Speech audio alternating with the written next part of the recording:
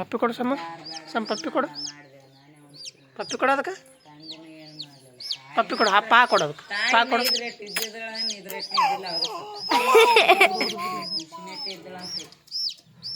ಬಿಡು ಬಿಡು ಕೈ ಬಿಡೋದು ತೀ ಕೈ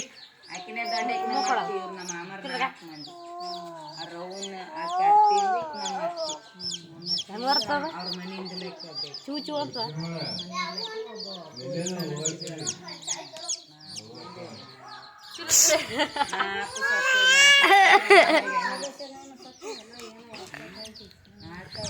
ತಿರ್ಕೊಳ್ತೀರಿ ನಮ್ಮ ಮಾಮರ್ 4 ಮಂದಿ ಸತ್ತರು 3 ವರ್ಷನಾಗೆ ಮಕ್ಕಳದು ಮಕ್ಕಳು